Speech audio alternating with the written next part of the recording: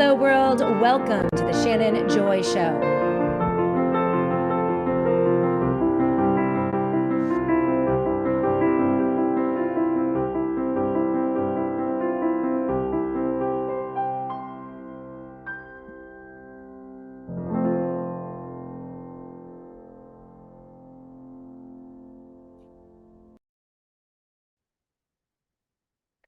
Hello, world, and welcome to the Shannon Joy Show. We're broadcasting live from the Joy Virtual Studio right here in the beautiful Finger Lakes region of New York State. It is Tuesday, March 3rd, and we have a lot to cover today on the SJ Show. Of course, we're broadcasting live on Rumble. We're live on Twitter, Spreely TV, Roku TV, Apple TV. We are live on Facebook, live on Substack, live on YouTube. And for those of you who are listening via podcast at your leisure, it is great to be with all of you today. Make sure that you give the SJ Show a thumbs up, a 5 stars, a comment, join the chats. This is how we grow the algorithm. Thank you to Inez Annie Cyrus, who is producing the SJ Show today. She's absolutely amazing and will be keeping an eye on all of the chats. So if you have something to say, you need to get it off your chest, you have a question or a comment, pop it up in those chats. Annie is keeping an eye on all of that. You see the headline today for today's show.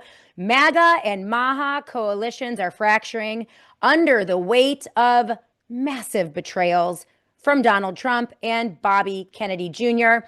We're going to be joined by the Sasha Latypova in just about 20 minutes right here live on the SJ Show to go over a recent piece landing in the New York Times featuring good friends of the SJ Show, people like Sasha Latypova, Dr. Mary Talley Bowden, quoted in this New York Times piece, Jeffrey Tucker and Toby Rogers, among others, people who were very prominent in the medical freedom movement, who raged against the lockdowns of 2020 and the rollout of the poison shots.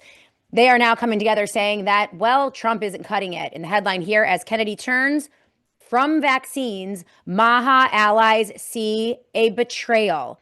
As the midterm election approaches, the health secretary is focusing on real food instead of vaccine injury and death, instead of a COVID reckoning, instead of giving the COVID vaccine injured the help and the research and the support that they need. They're completely abandoning the movement. It's a devastating piece. We're going to talk about that with Sasha Latypova in just a moment. Also, Sasha and I will be traveling to the Netherlands, to Amsterdam in just a little under a week.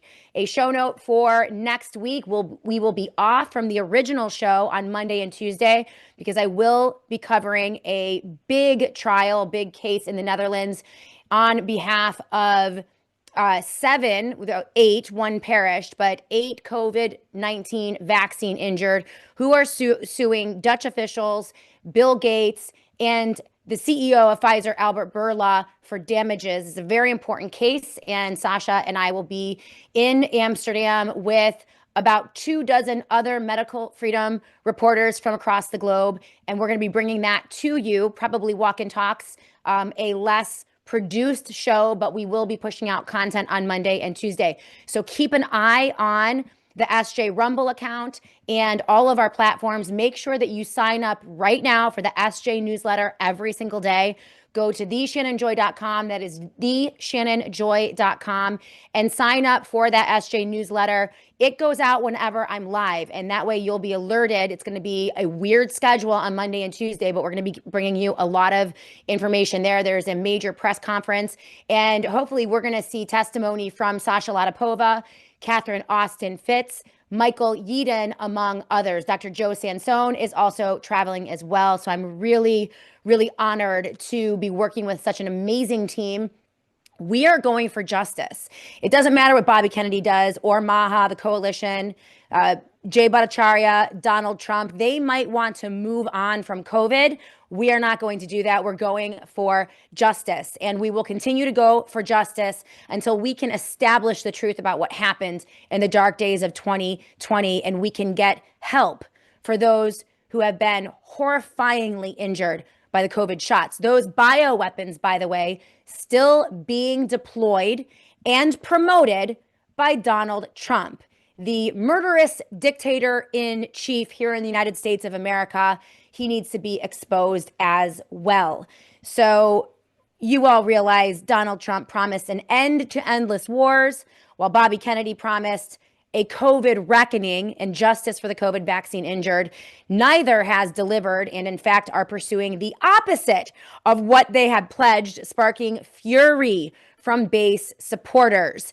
Now, these recent actions in Iran are a complete betrayal of his base by Donald Trump. And we're going to talk about that in a minute. But first, I do want to talk to all of you on the live chat. Of course, the Rumble live chatters, the feistiest, smartest, most helpful chatters in all of the chat rooms. Mark the Regan is the very first to comment on the live chat today. First in the chat, but only third to hit the like button. Make sure you're hitting those like buttons and giving the thumbs up. I see you, Marge Parker from Substack. Love your hair today. Watch out what you say on Facebook and Meta and YouTube. They love censoring. We've been censored a bit on the YouTube and not much on the Facebook, but you never know when they're going to pull that rug out from underneath you.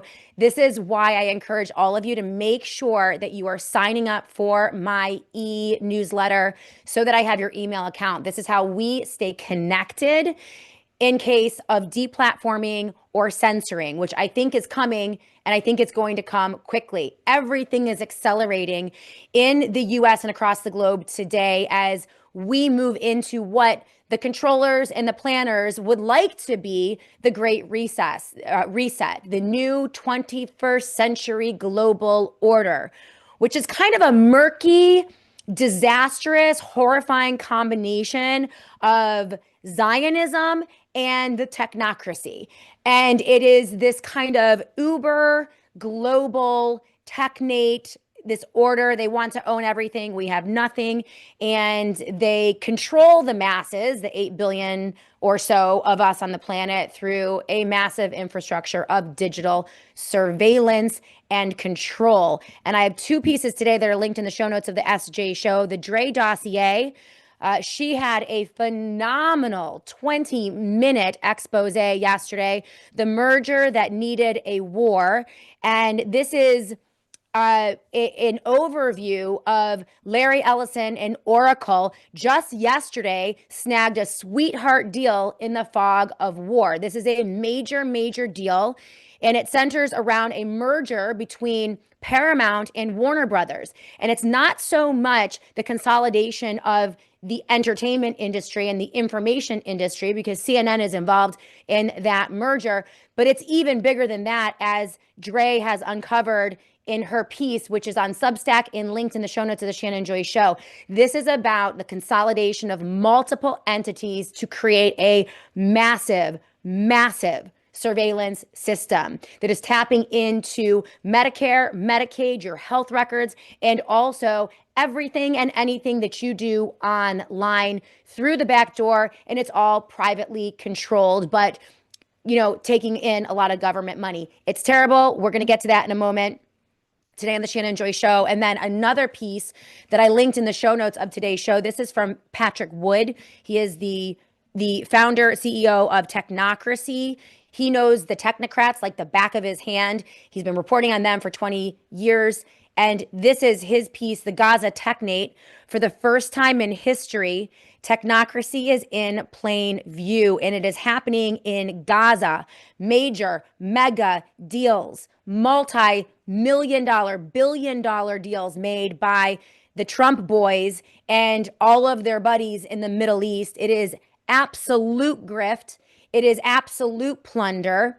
And according to Patrick Wood, this is a huge story, perhaps the biggest in the 21st century. I'm going to try to get to this before we get to Sasha Latypova today. And this builds on two other pieces from Patrick over at Technocracy. The Gaza Gambit, Trump's USD1 and asset tokens will provide cradle-to-grave financial system. So it looks as if they're building the prototype in Gaza. Why anyone would go to Gaza and be ruled over by King Trump and all of his technocrat cronies, I have no idea why, but it is a complete surveillance system, and it is 100% you own nothing.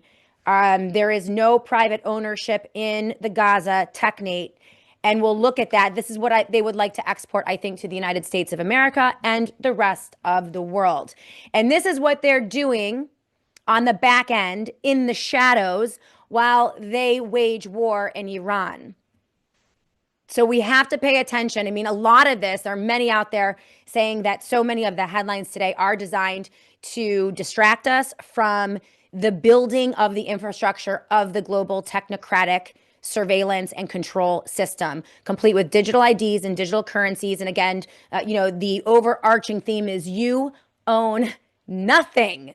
And that's the way they want it. And Trump is ushering this in while the clapping seals in the Republican Party and in conservative circles support him. It's insane. It's insane. So Mark the Regan, great to see you on the live chat here on Rumble. Lou Melcom is with us today. Good afternoon from Long Island. Han Soto 1, great to see you. B, my Valentine, great to see you as well. Chronozone 777. MAGA is stranded on Gilligan's Island. I don't disagree. Johnny Mac, CNY, I think you're from Central New York. Yes, gas is up. The price of everything is up. Yesterday, the markets were kind of quiet. People were expecting everything to fall apart after the weekend excursions by the United States military and Donald Trump. And didn't happen yesterday, but today it was a bloodbath. Everything is down. People are anticipating a forever war, that's the irony of all of this, right? If you weren't sufficiently gaslit before this by the president of the United States of America, Donald Trump, right? What did he promise in the campaign of 2024 to fix the economy, a COVID reckoning? He didn't say we were going to get a COVID reckoning, but he brought in Bobby Kennedy Jr.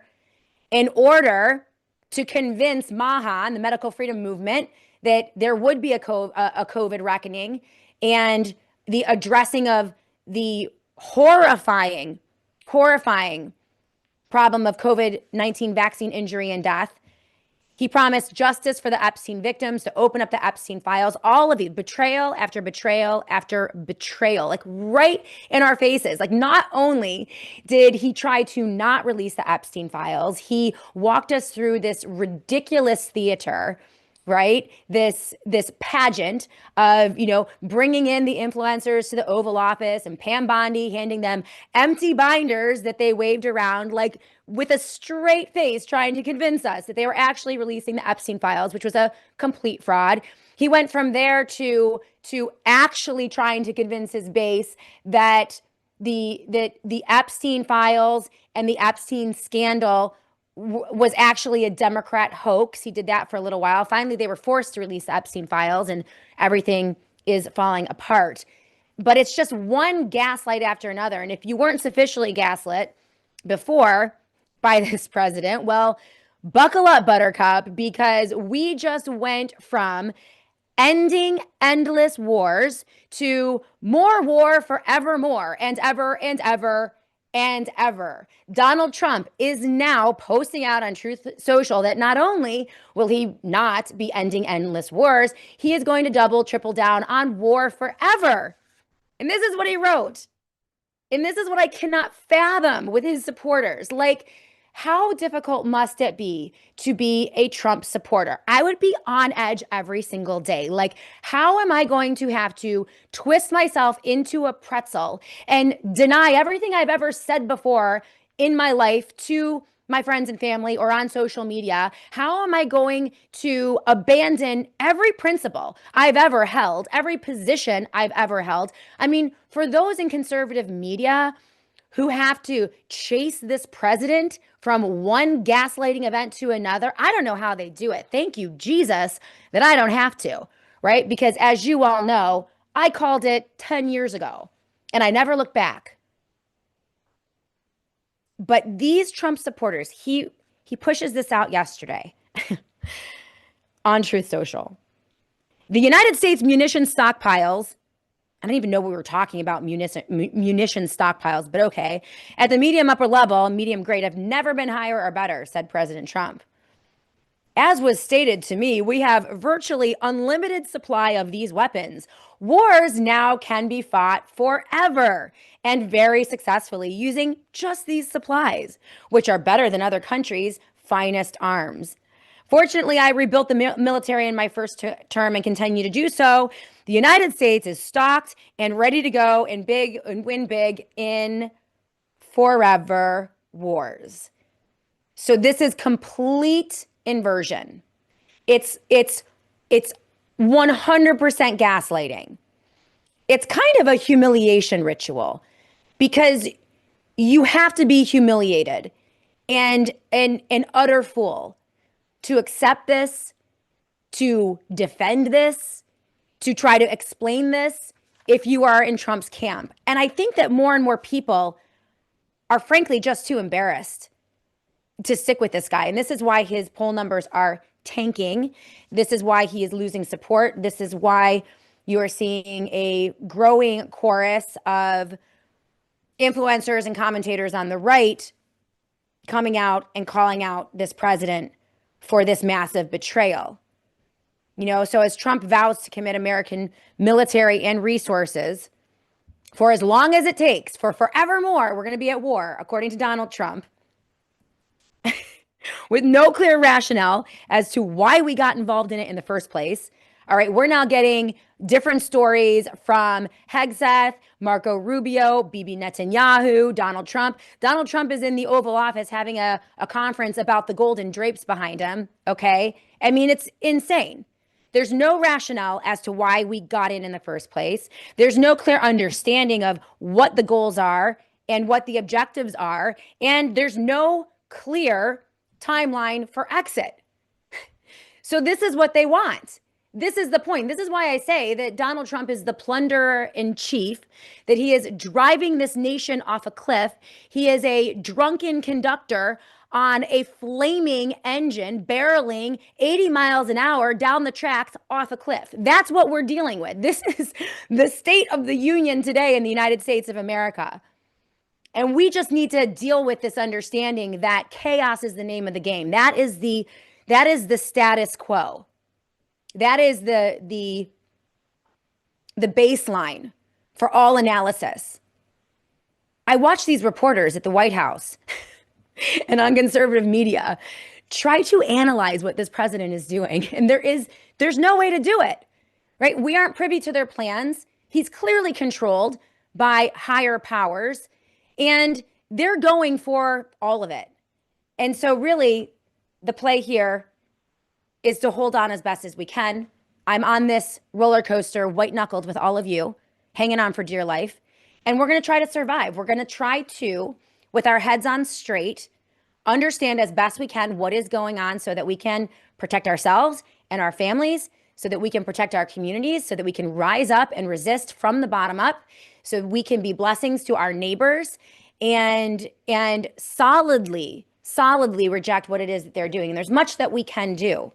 As I mentioned earlier in the intro of the show, we are going for justice, and we should continue to go for justice. And these people absolutely need to be exposed. Shame on you, Donald Trump, and all of your betrayals. Let's get back to the live chat. I see that Sasha Latypova is with us, warming up in the bullpen here on the SJ Show, ready to talk about this latest piece. One betrayal after another as Kennedy turns from vaccines. MAHA allies see a betrayal. Stunning piece in the New York Times. Sasha Latypova was featured in this piece, and we're going to get to her in just a moment. And then at the end of the show, we are going to look at this Dre dossier. This is a very important piece here. It is linked in the show notes of the Shannon Joy Show. Just a quick recap of this.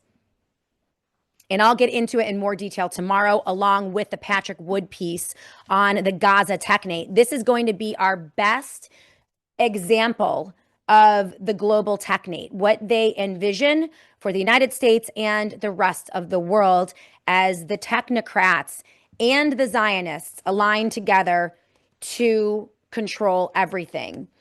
And so this is going to be, we need to dedicate probably 20 or 30 minutes to this. We'll do that tomorrow. But it is linked in the show notes of the SJ Show. But in terms of the Dre dossier, this happened yesterday. While everyone was looking at the war in the Middle East, very quietly, Larry Ellison of Oracle snagged a sweetheart deal in the fog of war. In this piece, The Merger That Needed a War from the Dre dossier, she outlines how a massive $111 billion media merger between Paramount and Warner Brothers Discovery, and this was announced on February 27, 2026. This is also the largest media deal in U.S. history, is not primarily about entertainment consolidation, but serves as a covert mechanism for the Oracle Corporation. This is led by Larry Ellison, who is attached at the hip with Donald Trump, one of the technocrats, tech bros that has seemingly taken over our country and this presidency, and his family, to massively expand surveillance and data control capabilities. So the merged entity combines major assets like HBO, Max, CNN, Warner Brothers, DC Comics, and others under David Ellison, who is Larry's son, who runs Paramount. But all of it runs on Oracle Cloud, which is an infrastructure that Paramount is already migrating towards. And in a tight 17-day window, so this was between February 28 and 27, February 11 and 28, 2026, Oracle under Larry Ellison, with the blessing of the administration and very little oversight, has secured major federal contracts for hosting health data. That's Medicare, Medicaid, and ACA for 150 million plus Americans, Air Force cloud task orders, and the media merger itself. The US government now has given them authorization to run generative AI, including Grok from XAI, on classified federal data at top secret and DoD levels. So Dre frames this as building a unified surveillance apparatus, drawing a lot of parallels to Oracle's past data acquisitions and what they've done in the past. Now they have the blessing and the largesse of the United States government and taxpayers and access to everything. So there are no meaningful data firewalls. There's no oversight. Clearly massive conflicts of interest here. And there are no protections in place. This is quietly advancing during a major global war. So this happened yesterday. They announced it yesterday. Isn't that interesting? On the Monday after Donald Trump launched World War III. So this is a great piece by Dre on the Dre dossier, and she explains it in about a 20-minute video. I highly recommend you guys all take a look at it. We'll see if maybe we can get her on the show. She's been fantastic. I've used her on a couple of different items. I love that she also gives you guys a call to action, and she has put together a press release and information for senators. She is urging her readers and her followers to contact Senate Antitrust Subcommittee members immediately, because we can stop this. There's a shareholder vote to set for March 20th, 2026.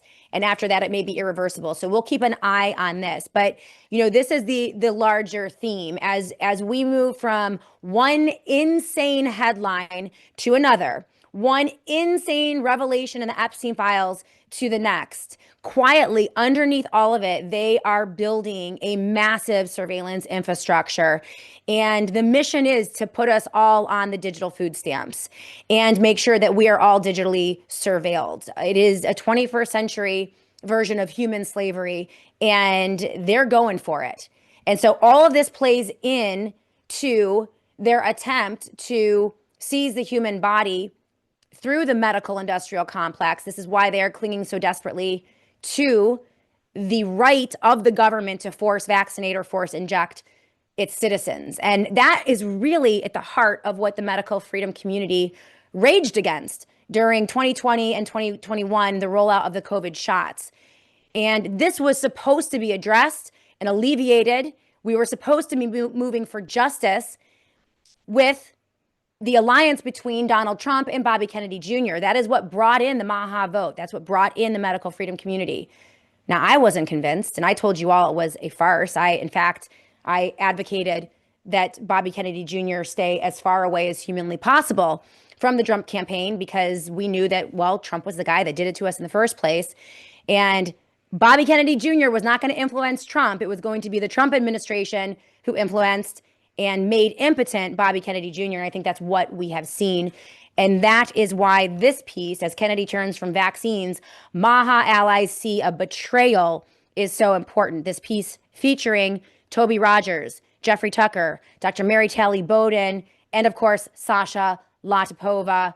We're going to hit that when we come back on the SJ show with Sasha. She's with me live in the Joy virtual studio. We're going to bring her on in just a couple moments to go over one betrayal after another, also to talk about the trial that is going to happen in just about a week in the Netherlands, in Amsterdam. Again, we're going for justice, not just in the United States of America, but across the globe.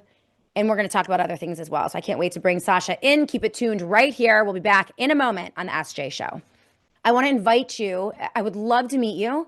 I know that we have the website up for the Summit for Truth and Wellness. We are meeting live here in Rochester, New York on March 21st for a full day. It is the 2026 fourth annual Summit for Truth and Wellness. I will be there live along with Dr. William Makis, a leader in cancer care using ivermectin, fembendazole, mebendazole. He has treated over 8,000 patients. He just got his medical license in the state of Florida. He is revolutionizing how cancers are treated. He is curing cancers. We're going to be talking about cancer care, cancer prevention with Dr. William Makis, and we're going to be joined by Dr. Mary Talley Bowden. She's going to be coming up from the great state of Texas to be with us live in Rochester, New York, and also, of course, the amazing Sasha Latypova, among other distinguished guests. We are about halfway to sell out on this summit. So we have about 5 weeks before the summit. I want to encourage all of you, if you haven't gotten your tickets yet, go ahead and get those tickets, because I do anticipate a full sellout. We have limited seating.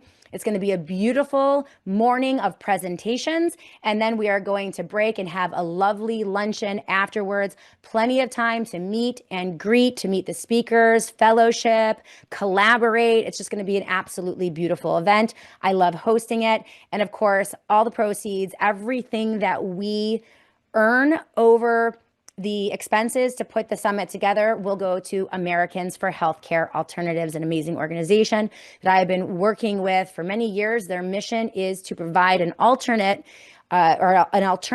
to the medical industrial complex with information, seminars, and they are seeking to build a brick and mortar wellness center right here in Rochester, New York. We want to help them get closer to that goal. Hey everyone, I am so proud to recommend Shift Gold to this audience as the gold standard for metals purchasing and investing. I couldn't ask for a better partner to help people understand gold and silver and use them as strategic instruments to protect their family's financial future. Peter Schiff's teaching on markets has shaped my understanding of how economies grow and why they collapse. And I've used him as a critical source for my daily broadcast for over 10 years. The Shannon Joy Show audience already knows and loves Peter because he has been such a treasured educator over the years. He is now the preeminent source for rock-solid financial analysis around the world.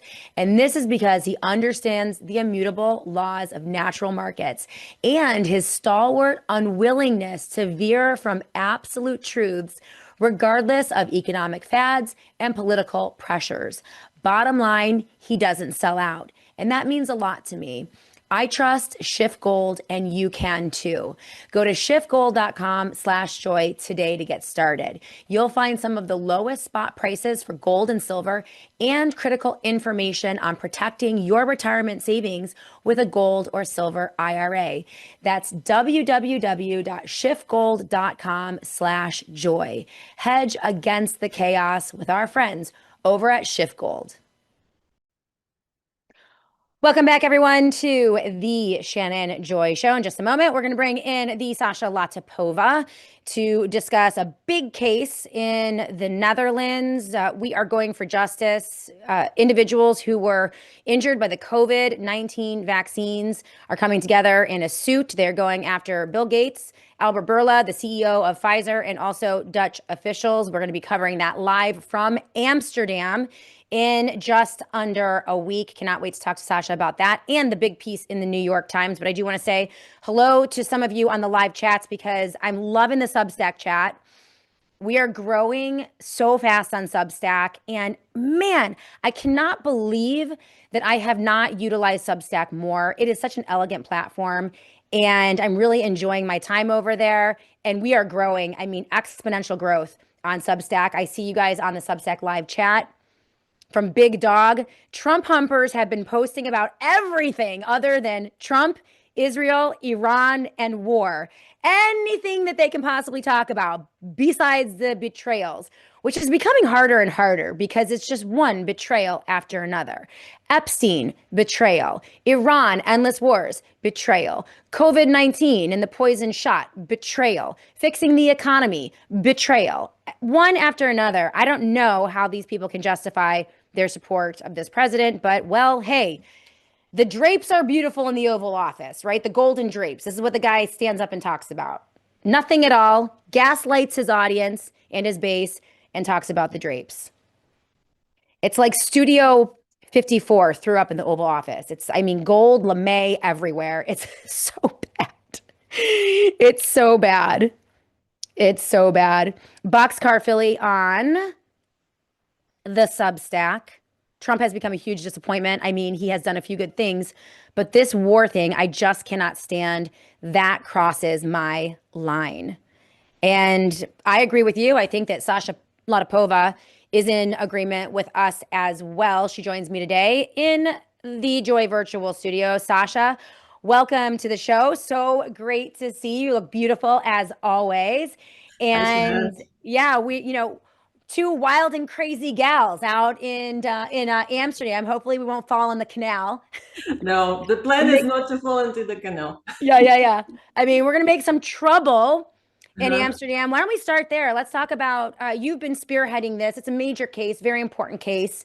Mm-hmm. And we're going for justice, right? We cannot allow the lies about what happened during the dark days of COVID and the lies about what happened with the rollout of the COVID shot, the bioweapon, the military involvement with this, fade away into obscurity, never to be discussed again. Like, we have to fight to keep this in the fore and to go for justice. And this is one of the reasons that I am so thankful for you and your work over on Substack. Make sure you guys are following and supporting Sasha and all of her work. You can find her at Due Diligence and Art on Substack. And so you've been working with Catherine Austin Fitts and Dr. Joe Sansone and Dr. Michael Yeadon, among others, Catherine Watt, on this case. Why don't you give us an overview of what's going to go down next week and why it matters? Yeah, so this is actually, I'm going to publish an article on Friday, which mostly Catherine prepared. She made a good summary in English of all the cases. Yep. Today there are two cases, and with relevant materials also translated in English. And she has a very good explanation about it.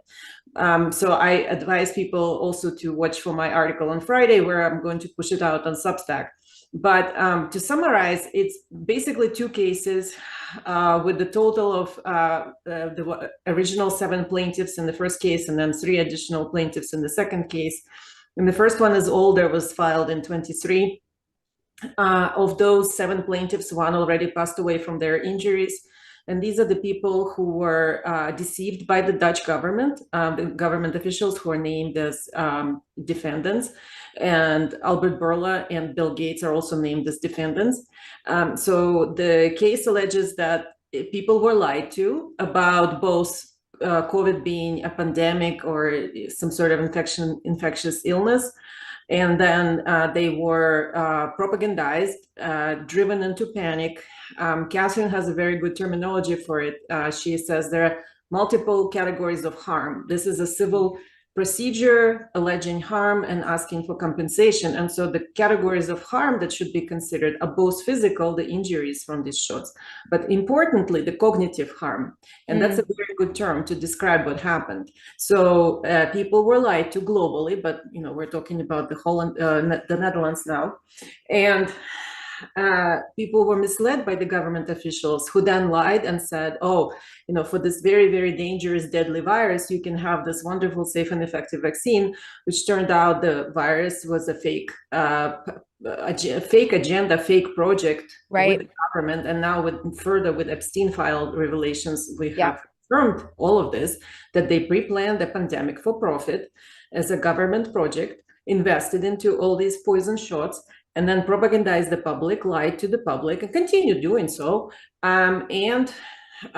People were driven to self-harm with these shots. And so that's the original case. And then additional case was, so additional plaintiffs came to the same law firm. And that's when we got involved, the group of experts. So they reached out to us and said, well, this is complex.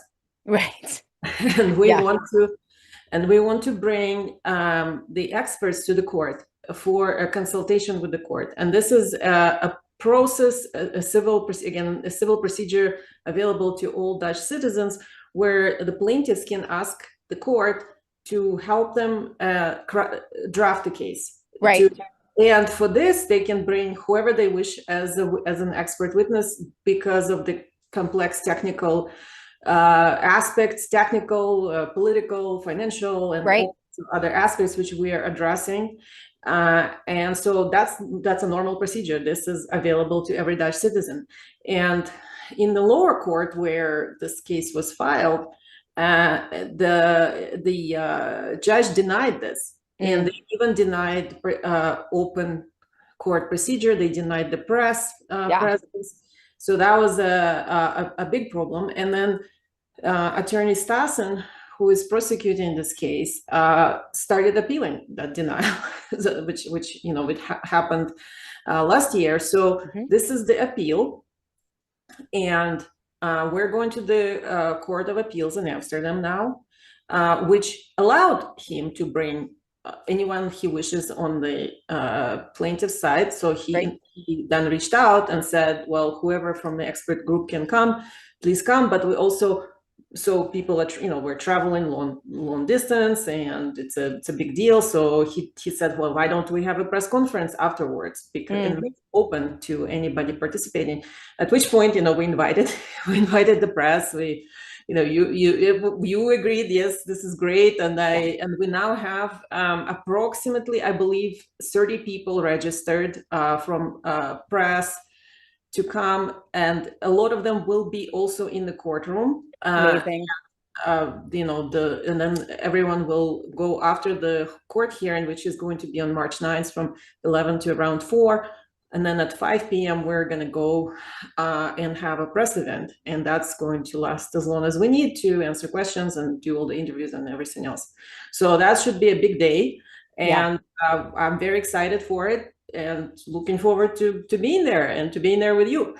Yeah, no, I think it's going to be so important. And some of the testimony will be delivered by some of, the biggest voices and advocates during the dark days of COVID, people like Dr. Yeadon and Catherine Austin Fitz, Joe Sansone, I think, is coming out as well. Who else is testifying? There's some other expert witnesses on that list.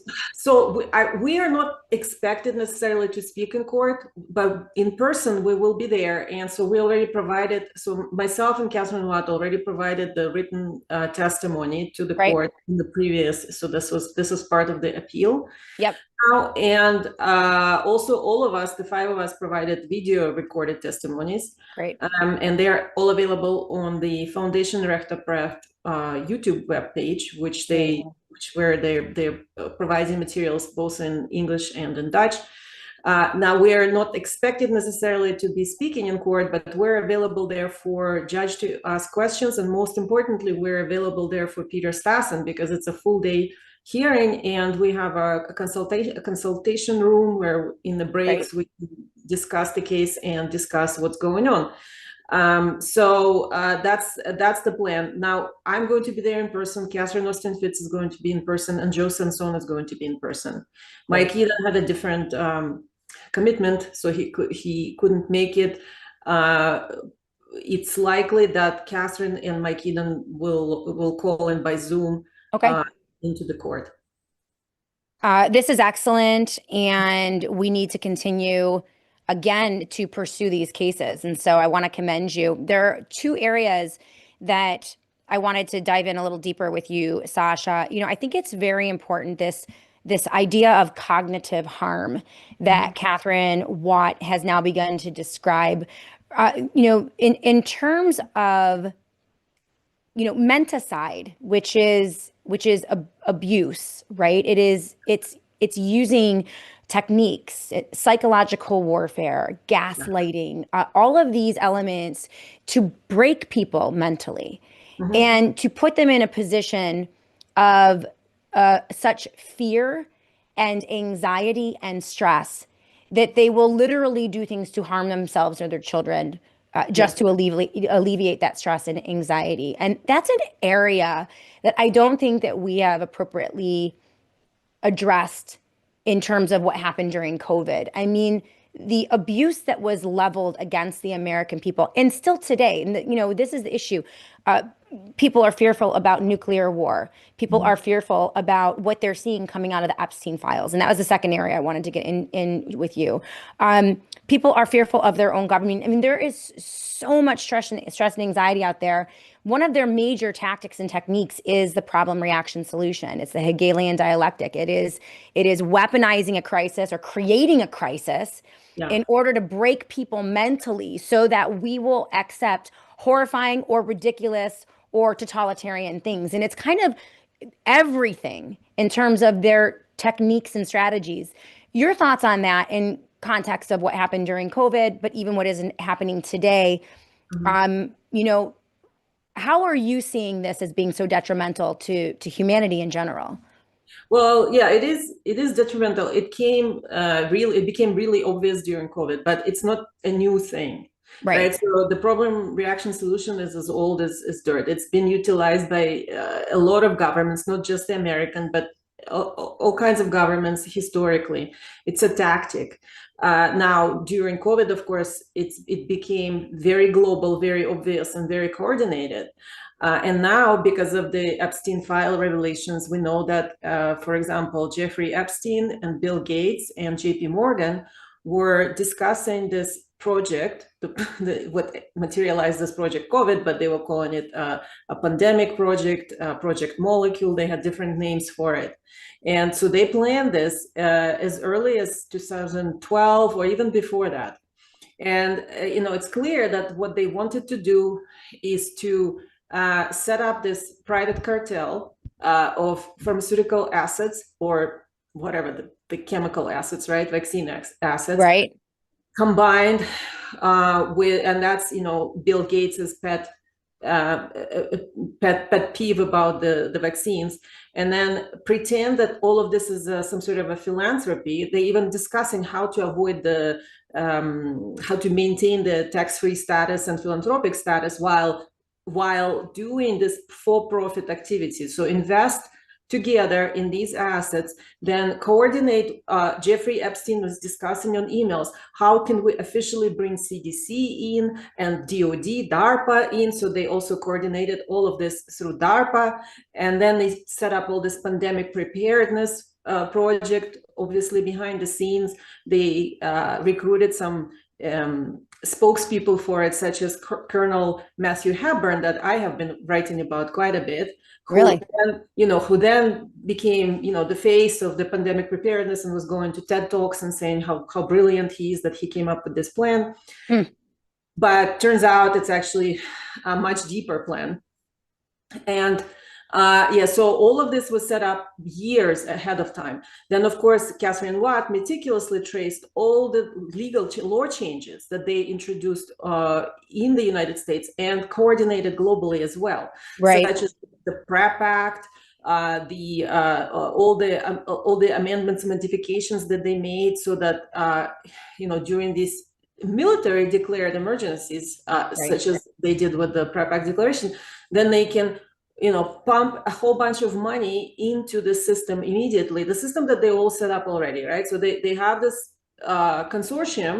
private consortium holding these assets, and then they make this global panic, appropriate military money immediately, pump it through the system as if it's competitive. So remember, there's like Operation Warp Speed, has 26 different companies in it.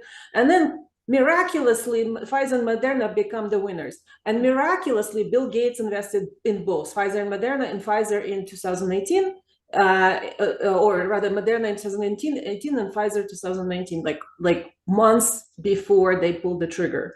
So this is as clear as it gets, that this is all pre-planned, coordinated. It's a project to profit massively off of the global panic, and then also implement a whole bunch of totalitarian control measures. So that became very obvious. But the thing is, US government has been using this tactic to change the laws, especially change the laws that relate to the vaccination mandates and removal of religious freedoms, removal of any objection to the overreach, any sort of protection of bodily autonomy. They've been using the same tactic all the time. And if you notice, they constantly propagandize, oh my God, in South Carolina, we have outbreak of measles, the largest outbreak of measles.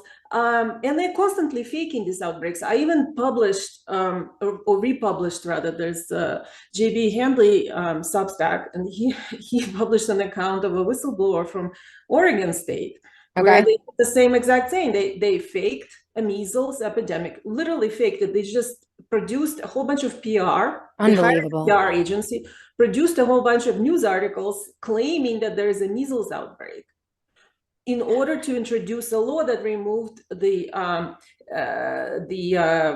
believe, religious exemption. Yeah, that's exactly what they did in New York State in Rockland County in 2018. It was one of the first, activation, like in terms of my getting active in state politics regarding vaccines, was because they did the exact same thing. It's the same template. And the fact that they're still using, I mean, this is why we cannot let them get away with it. This is why it's not good enough to say, oh, well, give Bobby Kennedy time, give Donald Trump time, because they do it harder. Like if you let them get away with one thing, then they come back and they do it to you harder the next time. Yeah, and Bobby Kennedy also knows this. Like he 100% knows this fact, that they have been faking these outbreaks and epidemics in order to change laws and in order to remove our constitutional rights. So for 20 years, when he was running Children's Health Defense, or how many, 15 years, he knew it. He's on record saying that they've been faking this stuff, because people know, people in this industry know. And when he became HHS secretary, what does he do? Oh, he goes and validates the BS. Oh, there's an outbreak in Texas of measles, or yeah, you should get vaccinated for measles now, says Bobby Kennedy, once he is the HHS secretary. So who switched Bobby Kennedy? When did that happen? Right. What body snatcher is there now? I mean, no, seriously, like it is a complete 180. It is the opposite of his body of work over half of his lifetime. I mean, that is what is so astounding about the complete change in Bobby Kennedy Jr. And that is why this piece is important. I mean, finally, it looks as if those dissidents within the medical freedom community who are committed to holding Trump and Bobby Kennedy accountable for their promises in the election of 24, so that we could get a reckoning and truth-telling regarding what happened during COVID, is so important. This piece in New York Times, as Kennedy turns from vaccines, MAHA allies see a betrayal, is so important. I want to get to that in a minute, but Sasha, your thoughts on one of the areas that keeps me up at night is this building of the infrastructure, the changing of the laws, the alliances, and all of the pre-planning that goes into creating the global financial infrastructures that will then profit from whatever the next scare tactic is, or whatever the next crisis is. I mean, we are literally seeing that happen. This piece from the Dre dossier that I overviewed in the first segment of the Shannon Joy Show, and then also Patrick Wood in his reporting on the Gaza technate, right? So this is essentially in Gaza, they raised the entire geographic location, it just bulldozed it to the ground. Mhm. And they're building in place of what they took out, I believe, the template for what they want every country to implement in 2030 and beyond. And that is a global technocratic dictatorship, right? With world leaders. Do you see, do you see the connections between what happened within the medical industrial complex and what is happening now?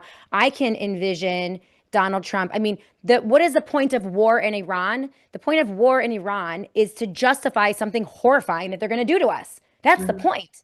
You don't Mhm. need any other point. Is it oil? Is it your allegiance to Israel, your support of Bibi? The point is crisis and chaos so that they can implement Yes. this system. And all we need, Sasha, is one or two Islamic terror cells to wake up here in the US and do a little bit of Islamic terrorism. And then they can justify the digital ID, the military in the streets, the massive surveillance, and the shredding, the even greater shredding of our God-given natural and constitutional rights. Am I overstating that in your opinion, or is that a real Well, threat? that's it. That seems exactly what they're doing, and they were not really hiding the plans. They were Right. talking about this openly, right, for quite some time.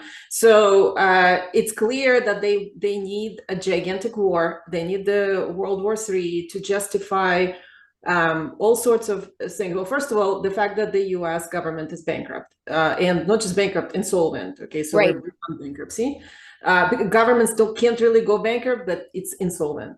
Right. And so it can't meet its obligations to the retirees, to whoever they promised what. The debt is mounting. The interest on the debt is unsupportable anymore. And so they need further and further crisis mode. And we're already under actually 48 national emergencies. People don't realize Wow. 48 national emergencies, of which 11 were declared by Trump, including the COVID emergency. And that just tells you that they're so beyond repair, beyond anything, and they don't care. And it becomes obvious. So the behavior of Trump, the behavior of his cabinet is so blatant, so self-serving, and self-dealing and looting and Zionist. It was just all these horrific things that they do. It Right. literally just says, we don't care anymore. And Hmm. that's what they're doing. And that's why they're going to Iran, and they're going to, yes, and they're probably going to run some false flags. So people, please be vigilant, but they're probably going to run some false flags pretending they're Islamist terrorist cells in the US, to justify further tyranny, and create another problem, reaction, solution crisis, another, nonsense. But yeah, that's exactly where they're going with all of this. Well, and this is why I've often called Donald Trump the plunder president, Mhm. because it does seem as if they know this is happening. They know this is going down. They know that there is a good chance de-dollarization will happen. The world will remove themselves from the dollar in terms of it being the global reserve currency. And this country is not going to look the same. When, Mhm. when when we do not have the backing of the global reserve currency in the dollar, everything changes. And I Yeah. think this president knows that, his people know that. And this is why I say, he's driving this country off a cliff. It seems to be on purpose, an acceleration of all of this so that they can then settle nicely into whatever the new world order is. And Mhm. Trump can run his little fiefdom in Gaza. Because Mhm. it looks like Trump is going to be the technate king of Gaza. That's what it looks like when you dive in to Patrick Wood's piece. I mean, the entire family is, it is complex, and the infrastructure is there. And you can see that how that's the payout, right? Like, Uh-huh. you play your role, Donald. In fact, Michael Yon is great, and I agree with Michael Yon. And also Jeff Berwick, Jeff Berwick was on my program yesterday, and he said, Donald Trump is the greatest actor in Uh-huh. human history in terms of the role that he has played, on behalf of the global Zionists. And you had a great And in speaking of Zion, I want to address that if you can define that. You had a great show with Michael Yon, and also linked in the show notes of the Shannon Joy Show today. If you want to know everything you need to know about what's happening in Iran, Michael Yon did an interview with Sarah Westall. I linked that in the show notes of the SJ Show today, where he explains, I mean, it's all about routes and resources and the creation of the new global order for the 21st century. I mean, that's what they're going for. That's what they want. We don't have to give that to them, right? We can maintain our freedom, our sovereignty, our God-given natural rights, and that's what we're going for. But, you know, in the discussion of Zionism, I really appreciated his definition there. I think that people get distracted. They think that, when you talk about Zionism, you're automatically talking about the Jewish faith or Israel. Mm-hmm. And the way that Michael Yon explains it, Zionism is an ideology. It's an evil ideology.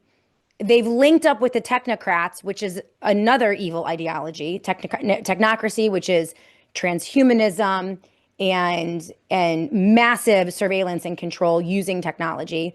So you merge those together. But Zionism really is, it's just an elevation of a ruling class over everyone else, ownership of everything. There are Christian Zionists, there are Jewish Zionists, there are Muslim Zionists, there are atheist Zionists. In fact, Michael Yon says that likely the largest subgroup within this Zionist umbrella are the Christian Zionists. Mm-hmm. But it's a totalitarian ideology that I think deserves to be defined. Mm-hmm. And you watch, global history and geopolitics.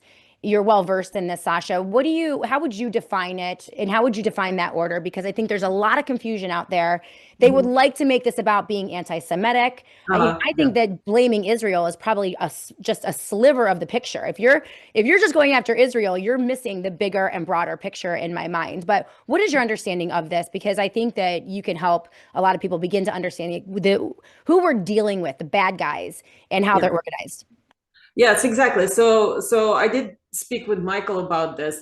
You sent me a video from this Christian pastor, which I did listen to yesterday. Nice. And I agree with him on a lot of points. However, I wanted to actually even what he says in that video, which I appreciated, is this whole idea of Zionism has nothing to do with religion, really. It's a perversion of religion. It's a Talmudic version of Jewish faith, although it's not even like, it has nothing to do with faith. Talmud is a document written by rabbis justifying doing bad stuff like raping children, murder and lying and stealing, like all the horrible things you can imagine. Right. There's this document that says how to weasel your way out of it and reason that this wasn't really bad, that it's actually it's a justification manual. It's like a propaganda manual, ancient one that's been written, and then there are various branches of this. It's not a religion. It's just a doctrine. It's a doctrine of how to lie, steal, and murder and get away with it. By bringing people who would have a moral objection to it based on the religious beliefs, whichever. It's not, as I said, it's not about Judaism or Christianity. Anybody can say, actually, most religions actually on fundamental principles converge on the same thing. Is the authority of God over people, the necessity to do the right thing, the necessity to preserve peace, the necessity to not commit these kinds of crimes. And so pretty much every religion has the same foundation, which is a normal foundation. We all have innate feeling of justice. Humans all have innate feeling of justice. It even is present in the animal world. Right. This innate feeling of justice. And so all the religions converge on this. Now, this group says, hey, we understand, but because we want to do business, or we want to dominate over this other culture, or we want to capture this territory, or whatever we want to do to further our agenda, we have this manual that tells us, well, under certain conditions and because of certain things, blah, blah, blah, you can get away with this particular wrongdoing. Right. That's what That's what Zion, and that's fundamentally that's how Zionism is positioning itself. Mm. And now, ostensibly, they're claiming that 2,000 years ago, God chosen Israel and Jews and put them on, in charge of everyone, and now they're brainwashing the Christians, so over a long period of time, into the same Zionism belief, and saying that, well, you all need to bless Israel. And if you say something against it, then you're anti-Semitic. And so this whole discussion of this pastor was about that, and also quoting scripture and saying this is all baloney, and just a justification to get away with crimes. And but my position is we need to even preempt that discussion by saying United States is a secular constitutional republic. Okay. We have freedom of religion guaranteed by the First Amendment, which, by the way, makes Talmudic, Jewish Kabbalah, Club of Satan, all of it legal, protected by the Constitution. Right. So you guys can go pray to whoever you want to pray. But I am Christian Orthodox. I have nothing to do with this. I don't support Zionism. I will not send my children to die for your Israel. You can bless your Israel as much as you want, but I don't want to give you a penny. And we have been supporting you guys to the tune of trillions over a long period of time. So I have problems with all of this. I have problems with violating the Constitution, with dragging the religion into the secular state. With now Pete Hexes, who is the chief of the military, saying that Trump is chosen by Jesus to lead us to defend Israel because of the scripture, because of this Zionist nonsense. I am like, what part of the US Constitution makes us a religious Zionist state? Right.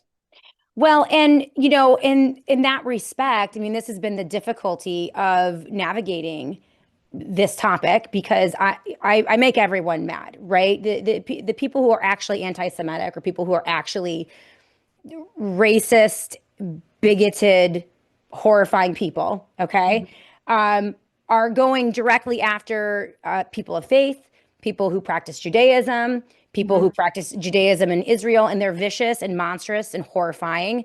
I'll name one. Nick Fuentes is one, right? Like, I don't align with Nick Fuentes. He is a horrifying person, right? But I also don't align with this knee-jerk, everything that Bibi Netanyahu does is okay, and everything that Israel does as a government is okay, because it violates my faith in a lot of ways, and it violates even my common sense. So there's this balance here that we need to navigate, and it's quite simple. But I think that Christians have been caught up in this.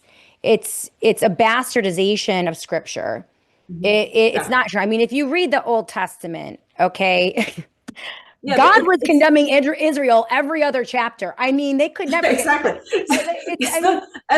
It doesn't matter what happened 2,000 years ago. The modern state of Israel has nothing to do with what happened 2,000 years ago. And it's a long discussion, but there's no part of either Christian doctrine or the secular, constitutional republic that makes us obligated to pay huge amounts of money to Israel, to have all our like half of our Congress having dual citizenships and flying to pray to the wall every like weekend. Okay. That's not okay. As a U.S. citizen, as part of this constitutional republic, I pay taxes. That's not part of our country. This is illegal. This is unconstitutional. This needs to stop. Yeah, I absolutely agree with you there. And this is why, if you guys want, Michael Yon goes even deeper into like the creation of like Zion. I mean, this was a British creation. It's actually a lot of people appropriating Judaism. So they don't even believe in the faith, right? They just pretend. And you can see, I mean, it's like a regurgitated Machiavellianism. It's an ends justify the means. Yes, it's dealing with the problem of the boundaries of religion. How does religion confine humanity so that we don't rip each other's faces off. I mean, we do anyway, but there, that's what, religions have done. It's binds people with a set of principles and things that are right and wrong. And so it's the attempt to kind of twist that. And you see it with, with Christianity, everyone making an excuse for Donald Trump, right? Well, we have to get a bigger, meaner, badder, unconstitutional bully to take out the last bully we had in Biden, right? Like, and we should just reject all of that and live by our principles and hold everyone accountable to those principles, Democrats and Republicans, Christians and Jews, Muslims and atheists, all of them. I agree with you, Sasha. Let's pivot. Thank you for, going down that rabbit hole with me a little bit. I wanted to parse that out a bit. We're going to take a quick break. When we come back, we're going to spend the rest of the time on this piece. MAHA is revolting. The medical freedom community has had enough. It is now, I don't know, 18 months into, no, not 18, like 16 months into the presidency, the Trump presidency, and we got nothing. We got the New York Times, where Sasha Latypova was featured as Kennedy turns from vaccines. MAHA allies see a betrayal. We're going to hit that when we come back right here to finish off the Shannon Joy Show. Keep it tuned. At 123.com/joy. Everything that you're going to need for preparation: generators, solar panels, Faraday products. If you want to disappear and protect yourself from the surveillance state, they have an entire line of amazing Faraday products called dark bags. They're always 10% off at the satellite phone store if you go to sat123.com/joy. That is sat123.com/joy. The satellite phone store has supported the Shannon Joy Show for many years. They are amazing partners, and let's help the companies that help keep the lights on here at the Shannon Joy Show. So if you are in the market for any of their products or services, make sure you use that promo code JOY and go to sat123.com/joy. That's sat123.com/joy. I want to invite you. I would love to meet you. I know that we have the website up for the Summit for Truth and Wellness. We are meeting live here in Rochester, New York on March 21st for a full day. It is the 2026 4th Annual Summit for Truth and Wellness. I will be there live along with Dr. William Makis, a leader in cancer care using ivermectin, fembendazole, mebendazole. He has treated over 8,000 patients. He just got his medical license in the state of Florida. He is revolutionizing how cancers are treated. He is curing cancers. We're going to be talking about cancer care, cancer prevention with Dr. William Makis, and we're going to be joined by Dr. Mary Talley Bowden. She's going to be coming up from the great state of Texas to be with us live in Rochester, New York, and also, of course, the amazing Sasha Latypova, among other distinguished guests. We are about halfway to sell out on this summit. So we have about 5 weeks before the summit. I want to encourage all of you, if you haven't gotten your tickets yet, go ahead and get those tickets, because I do anticipate a full sellout. We have limited seating. It's going to be a beautiful morning of presentations, and then we are going to break and have a lovely luncheon afterwards. Plenty of time to meet and greet, to meet the speakers, fellowship, collaborate. It's just going to be an absolutely beautiful event. I love hosting it. And of course, all the proceeds, everything that we earn over the expenses to put the summit together will go to Americans for Healthcare Alternatives, an amazing organization that I've been working with for many years. Their mission is to provide an alternative to the medical industrial complex with, information, seminars, and they are seeking to build a brick and mortar wellness center right here in Rochester, New York. We want to help them get closer to that goal. Welcome back, everyone, to the Shannon Joy Show. Today, we're joined by Sasha Latypova. Her Substack is Due Diligence and Art, and we are discussing bombshell piece in the New York Times. MAHA revolting against Bobby Kennedy Jr. as midterm elections approach. The health secretary is focusing on real food, and anger is rising among some of his supporters. Sasha Latypova featured in this piece. This is what she had to say. Sasha Latypova, whose work was cited in that petition and who was interviewed on Mr. Kennedy's podcast in 2022 and 23, criticized him for keeping what she saw as the most problematic vaccines on the childhood schedule. She also bemoaned his failure to revoke an emergency declaration that protects COVID vaccine makers from liability claims. After she published an open letter demanding to end the liability protections last year, she said Mr. Kennedy called her and spoke to her briefly. He said, "I know what you want me to do, but I have a president to report to," Ms. Latypova said in an interview. Sasha Latypova is with me today. Among others who were quoted, Jeffrey Tucker of Brownstone Institute, Dr. Mary Talley Bowden, and also Toby Rogers. Scathing piece, Sasha, against Bobby Kennedy Jr. Tell me all about it. And what do you think that says for the medical freedom community and where we're going? Yeah, so I'm actually shocked that they published it. So this article was in the works for quite some time. Benjamin Mueller, who is the writer, he reached out to me several months ago, and he reached out to several others as part of his work on this piece. It was originally scheduled to be published over a month ago, but didn't. And this time he reached out, confirmed this quote, and confirmed a few other things and said, "Oh, we're planning to publish soon." And then of course the war in Iran started, and I thought, "Oh, there goes this piece. They probably right." Not. Right. But lo and behold, they did publish. So as I said, I've talked to Benjamin several times, like an hour-long conversations.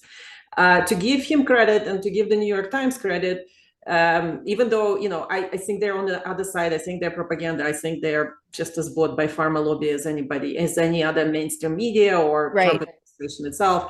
But to give him credit, he is one of the few journalists who actually read my work in detail. And I was surprised to hear that he read it, he understood it, he knew key points.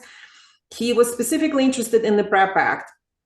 And my main objective for myself with communicating with him was to urge New York Times to actually publish the words PrEP Act, which of course this piece didn't quite do. But what we've succeeded, and I think it's a major accomplishment, is that they actually mentioned the declaration, which is the PrEP Act declaration, and they actually linked to this declaration. Yeah. Which is a big deal, because this is the number one thing that both sides, the Democrats, the liberals, and the Republicans, they want to hide from the public, because they both profit from it massively. This underlies a gigantic extraction of wealth and destruction of human health that is ongoing with the COVID mRNA shots, and now the flu mRNA shots that they're going to approve, and all other mRNA shots, and the mRNA shots that they already distribute for animals and poisoning people's pets and also livestock.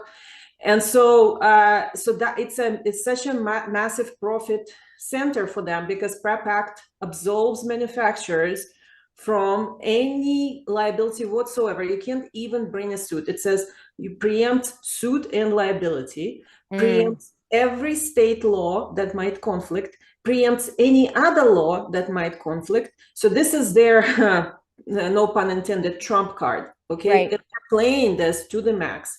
And so that's why my main goal was to implore Benjamin, and I believe genuinely wanted to put that into the piece, but of course the editors took it out. But we succeeded getting the link there. And so, I mean, we discussed many other things. Besides that, we talked about vaccines, we talked about financial incentives to vaccinate for the pediatricians, we talked about the schedule. So overall, I would say he demonstrated professionalism, demonstrated that he actually read and understood my material. Right. And I'm planning to stay in touch. Hopefully they will want to publish more about this.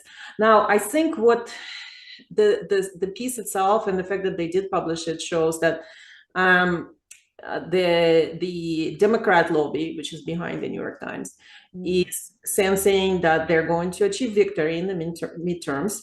And this is a piece to set it up, to say, look, Trump administration is in disarray, especially the House part of it is in a total disarray, complete betrayal of their base. And a lot of people are upset. And so it's just, hey, our enemies are fighting amongst themselves. That's the main point of it. Right. Now, I mean, can I blame them for being incorrect? No, it's correct. Yeah, it's factual. Listen, all this is factual. This is something that, and I learned this during COVID lockdowns, and I forget in what context it was, but there is a scripture in the Bible that goes along the lines of what the devil meant for evil, God can use for good.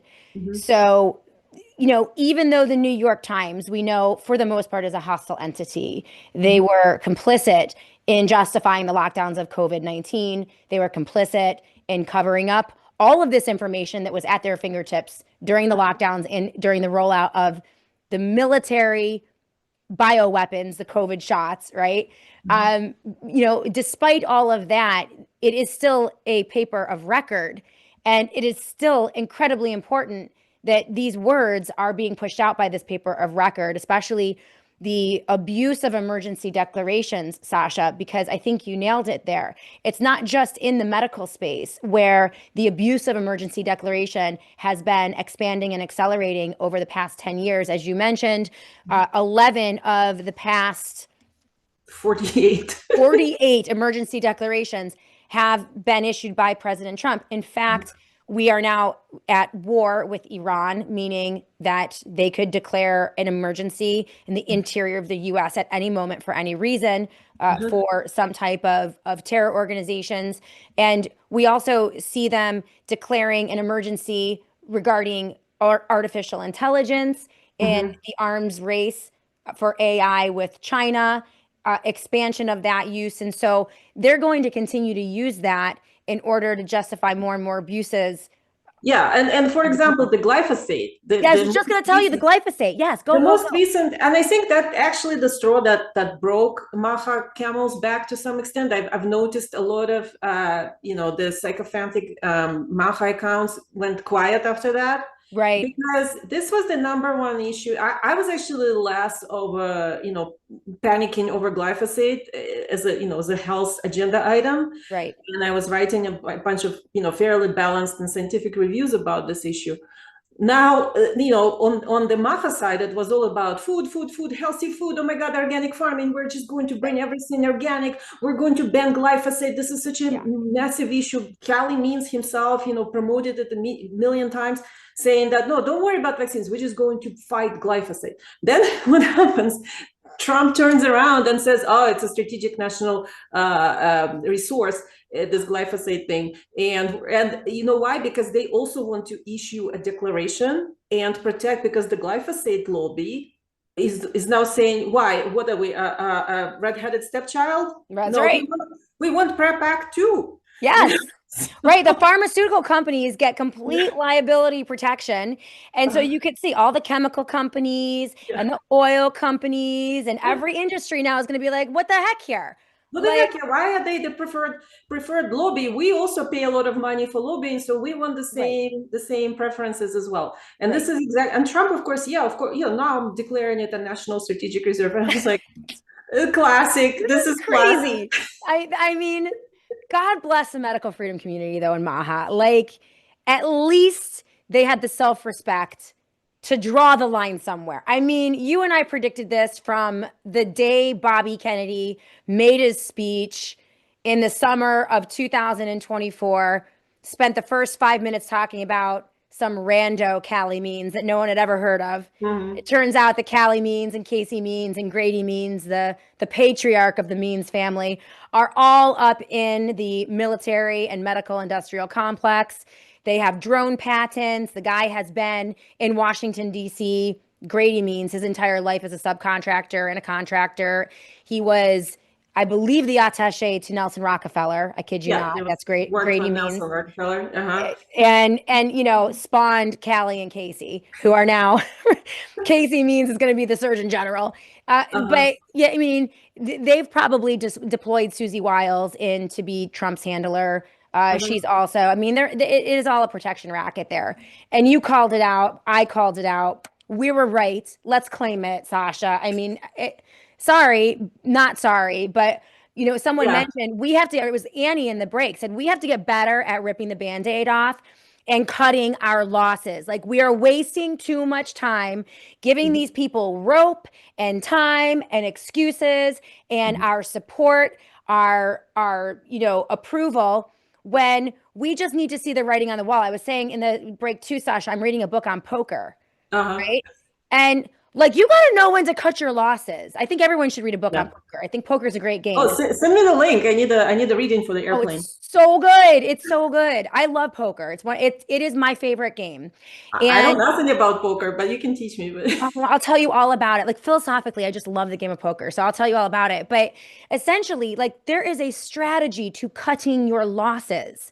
Mhm. Like you have to realize when the chips are down and you don't have the hand, that the betrayals are happening, that it is time to move on because you're wasting time and resource and your own credibility. And this is where I mourn for so many of our colleagues in the medical freedom community who have lost their credibility now because they have tethered themselves to Donald Trump, namely Bobby Kennedy Jr. I Mhm. advocated against him doing that. I knew this was going to happen. And Mhm. now his life's work is in question because he has betrayed every one of his principles, every one of his positions, time Mhm. and time again. And now the wheels are falling off the jalopy. And Uh-huh. it's tragic. It's absolutely tragic. I don't understand how it's worse, trashing your life's work like in this very public, very obvious manner, Yes. and telling everyone who trusted you, who fought hard for you, and telling them all, that just that they're nothing, that they're discarding them. So by the way, Right. even in this New York Times piece, which intersperses true information and actually very good writing with It does. advertisements, vaccines are safe and effective. But if you ignore those commercials, in fact, what is outlined there, so the piece starts with this person, Derek Wade. I'm sorry, Derek Derek Wynn. Derek Wynn. Wynn. Yes. Derek Wynn. So this is a 35-year-old military service member who was kicked out of the armed forces because he refused the COVID shot, lost everything, had to move Mm. in with his girlfriend's parents or something, and whom actually Kennedy made a piece in his campaign. Right, so he was talking about this person and the hardship and how unfair it was, and how horrible it was on the campaign trail, and then Derek Wynn goes by the wayside, completely discarded. Right. Same happened with Trista Martin. Trista Martin, the 18-year-old girl who was killed by a Pfizer shot. Mm. So I've met her parents. I've testified with them in Idaho. By the way, we finally have a bill I just published this morning. And I testified with them in a bunch of other state venues. And so there are pictures of them with Kennedy in all kinds of events. He's hugging them. He's like, "Oh my God, Trista's such a tragic story about a 18-year-old girl being killed by a vaccine." And then what happens? Oh, he forgot they existed. Immediately forgot they existed. The Yeah. pain of the parents, I cannot imagine. I cannot imagine people being lied to so monstrously into their face. And then, of course, so he describes also that so he goes through a couple of examples of like that. So how can you blame New York Times at this point? Well, they're actually describing the true facts. This is Right. exactly what happened. These people who Kennedy used to climb up the ladder Mhm. are now in the ditch, okay? Yeah. And so is his career, so is his legacy. He will never have legacy. His only legacy is he's a liar. Mm. It's true. It's true. And I think of all the people, and this is one of the reasons that I'm having a hard time letting go of this, Sasha. This is why I'm going to travel with you to Amsterdam. We're going to fight for COVID-19 vaccine victims. I did so many interviews in 20,000 in 2021 and 2022 of parents and grandparents and brothers and sisters and people who were crushed by these COVID shots, people who lost loved ones the day of the I mean, there are thousands of reports into the VAERS system of people who died within hours of receiving the COVID injections. We have VSafe data. We have VAERS data. We now have peer-reviewed published studies from across the globe that have been piling up from the McCullough Foundation and on Dr. Peter McCullough's website, reported by Nicholas Holcher, among others. We have the Pfizer data. I mean, it's all there. It's a mountain of evidence and a mountain of broken bodies. And you're right. You know, Bobby Kennedy Jr. used that anguish. He used the pain. He used their stories to platform himself, to put him in a position and proximity to power with the president of the United States of America, and has just betrayed them all. Yeah, he betrayed them all. He betrayed, you know, Grace Shara is another prominent case. Scott's going to be on with me tomorrow. Scott Shara is going to be on with me tomorrow. Oh yeah, so he just published the book. I wrote an endorsement for his book. But it's an incredible tragedy. The girl, Grace, who was disabled, was murdered in the hospital with the COVID protocol in front of her parents. And Scott spent enormous amount of money, several years, trying to fight this through courts, only to have the jury deliberate after, you know, horrific multi-day hearing that was extremely hard to even listen to, because how heartbreaking it is. In 15 minutes, the jury returns and returns the verdict not guilty. So these doctors did nothing wrong. They murdered the girl in front of them. They actually gave her back to the parents, and somebody tied a bow on her body bag. Can you imagine? And this is the people that Kennedy used to climb to the office, to turn around and betray them all. So I don't have any words for this. I don't know what. And also in the New York Times, they also mention the statistic that today 20 million Americans, adults, received these poisonous mRNA shots. These are the most current ones, and they're saying several million children. But according to Dr. Mary Taller-Bowden, it's 7 million American children who were jabbed with these monstrous shots. So what did Kennedy deliver on? Nothing. They're about to lose the election, and I don't care. I really don't.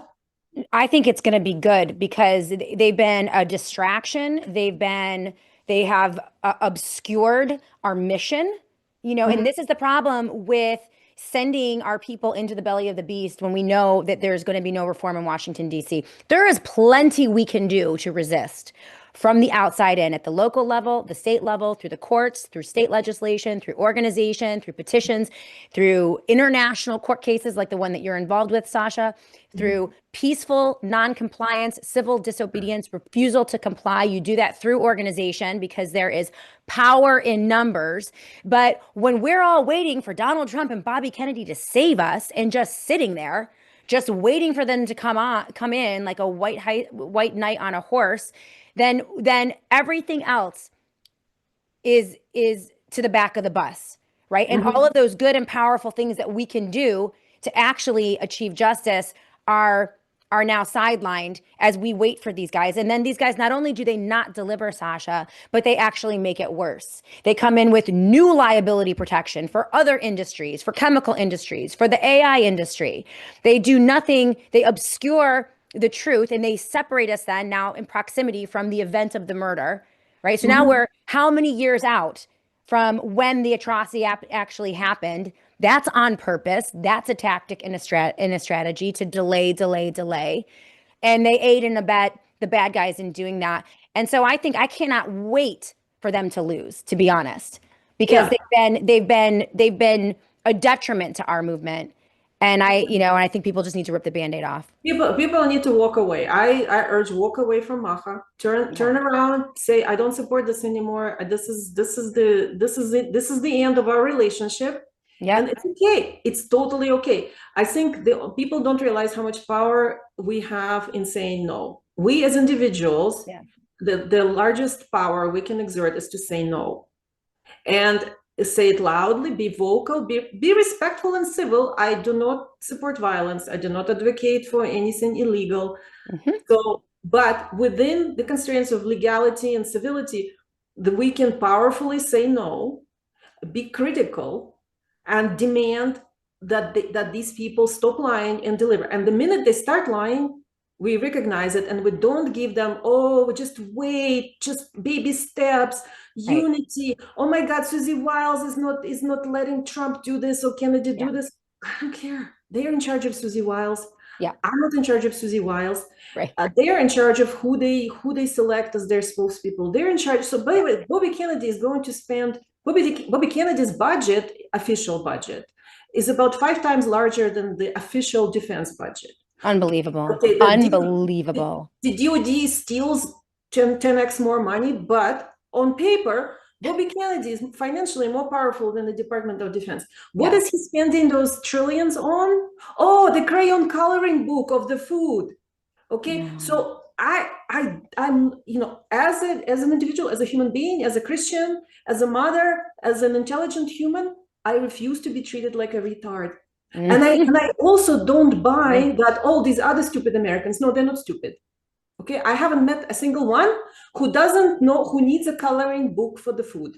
That's right. Not yet. I've been in this country for 30 years. I can criticize it, you know, till cows come home, but I have not met a single individual in this country who doesn't know that Coca-Cola is bad for you. Yeah. And it's don't insulting, tell me really. that you need Kennedy spend all his time on this. Oh, he's spending all his time on this to distract and obscure for what he is refusing and unwilling to do. And it's humiliating. We shouldn't be humiliated.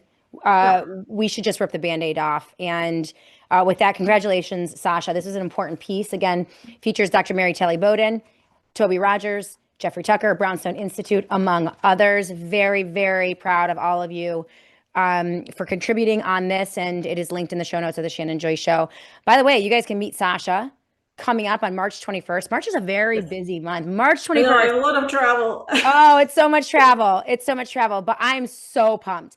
We are selling tickets like hotcakes for the Summit for Truth and Wellness, March 21st. It's a Saturday, day-long event. We're going to have a presentation in the morning. We're going to wrap up around 12:30, 12:45-ish and have a beautiful luncheon. So it's going to be a wonderful day. Sasha Latypova, Dr. Mary Telly Bowden will be there live, and we are featuring keynote speaker, Dr. William Makis. He is curing cancers. Extraordinary service to humanity, combination of ivermectin, membendazole, fembendazole, diet, and other protocols. And he has treated successfully over 8,000 patients. And for that, the Canadian government is trying to put him in jail. Well, he's coming to Rochester, New York, along with Mary and Sasha and myself, and we want to meet all of you. We are going to sell out. I think there are probably less than 100 tickets left. And so if you guys want to come, you have to sign up right now. Go to shannonjoy.com, theshannonjoy.com. It is the only place for you to grab your tickets. It's a big banner right there. Head over to theshannonjoy.com and get those tickets. And Sasha, we can't wait to have you again. This is your second, or is this your third? This is your second. Probably second. I think second. Okay, this is your second. This is the 4th annual Summit for Truth and Wellness. So we've done a bunch of these. I think this one is going to be up there. Cancer's prevalent everywhere. Everyone's been poisoned. We need to know how to prevent and to treat. And we're going to learn that from Dr. Makis. So last minute, Sasha, how can people find you, support you, access your work, and any takeaways from our conversation? Yeah, so my main platform today is Substack, although they censor me continuously and they remove my subscribers all the time. Come on, Substack. but I don't care. It's not going to stop me. So, you know, please support my work on Substack. All my new articles I make available for free. Archive is for paid subscribers, although I've unarchived some key pieces. Okay. And, you know, or you can, you know, I also have like buttons to make a one-time donation, buy me a coffee. Buy our coffee. Come on. We need to be supported, you know, like this is, you know, we do as much as we can for charity, but you know, there are bills to pay. So yeah. And you know, you need resource, Sasha. I mean, the work that you're doing, again, you're probably, I would say you are the most consistent guest on the SJ show for the past 3 years. I think I've had you on more than anyone. No, I'm serious, but you know why? Because you're a sure thing. Like when everyone loses their minds and gets all political, I know I can go and find Sasha and you will be there, consistent with your principles and your common sense every time. Like, you don't go off the deep end. I really appreciate that. And let's reward her for that, guys. So make sure you support her over at Due Diligence and Art. You can buy her artwork there too. Yes, you can also do that. Yes. Thank By the you. way, I have Daniel in the Lion's Den that needs to go up. It's on my agenda. I'm looking at it. It's right there. I need to get it up. I will. I promise. It's going to happen. But no, it's great. All right, Sasha, thank you so much for being with us. Have a great day. Thank you so much, Shannon. Yeah, see you soon. I know. I'll see you in a few days out in Amsterdam. It's going to be great. All right, guys, thank you so much for being with us today. Thank you to Sasha Latypova for all of her work and her diligence. You guys are amazing. CJP Rumble, our favorite guest. She's my favorite. Listen, I'm just going to be honest. I have my favorites. And Sasha Latypova, she's also a blast. She's hilarious. She's fun. We've become friends, and I really appreciate all the work that she has done. I appreciate all of you as well. I appreciate Annie Cyrus for producing the show today. Everyone on Substack and Twitter and on the Rumble live chat. I'm keeping an eye on all of you. And yeah, Guitar Lily, dump the cruise poster and put up Sasha's art. Let me show it to you before here. Hold on. See if you guys can see it. We'll just go freestyle a little bit. This has been sitting here. I have been waiting. I've been asking Devastatingly Handsome Dr. Joy to put this up. And it's just there. I got to put lights on it. Is that spectacular or what? Isn't that amazing? It's Daniel in the Lion's Den. And I see it every day. I love her artwork. I have a lot of her artwork, guys. And you can get it on Due Diligence and Art. So this is going to go up at some point. We'll take Ted Cruz down. I leave Ted Cruz up in order to remind myself to never, ever worship a politician ever again. Ted Cruz was the last one. The last one where I suffered the white knight syndrome. And I thought that if only we elected Ted Cruz. I mean, you've seen what's happened to Ted Cruz. Let's be honest. Okay. So isn't it beautiful? Oh, just spectacular. And she's a beautiful artist. And yeah, I just love Sasha. So let's wrap up, though. It's time to go.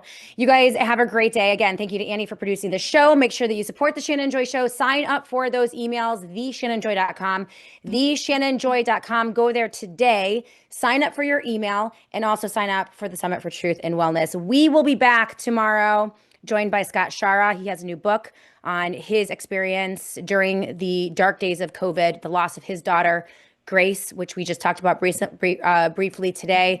We're going to welcome him into the Joy Virtual Studio tomorrow. Heartbreaking story, but we have to face this if we want to get to a reckoning and we want to achieve justice in this country. And I believe that we can. So thank you guys for being with us today. We'll be back tomorrow to do it all again on the Shannon Joy Show.